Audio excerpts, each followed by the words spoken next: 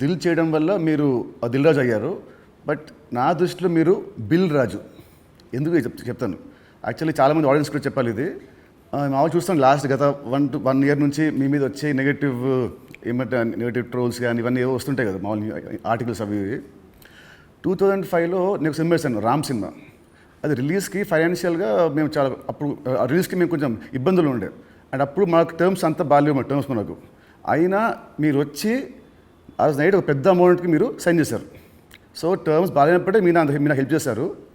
ఇలాంటివి మీరు చాలామంది హీరోస్కి, చాలా ప్రొడ్యూసర్స్కి, డైరెక్టర్స్కి మీరు చాలా హెల్ప్ చేస్తారు. ఇది నాకు తెలుసు. సో ఈ మధ్య వచ్చి మీరు ఒక సినిమా బొక్కేస్తున్నారంటే అది నాకు I want to clear to audience that ప్రతి సినిమా చిన్న పెద్ద లేకుండా అందరు హెల్ప్ చేసేవాడు మీరు.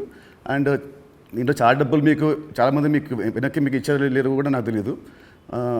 బట్ ఈ హెల్ప్ చేసిన ఇంతమంది మీరు కష్టాల్లో ఉన్నప్పుడు వీళ్ళు కూడా మీకు తిరిగి హెల్ప్ చేస్తారని అనుకుంటున్నారా?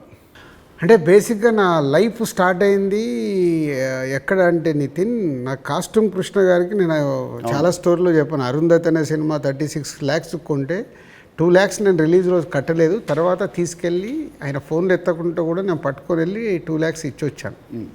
తర్వాత వారు నాకు పిలిచి పెళ్లి పందిరి చేసే వరకు వదిలిపెట్టలేదు.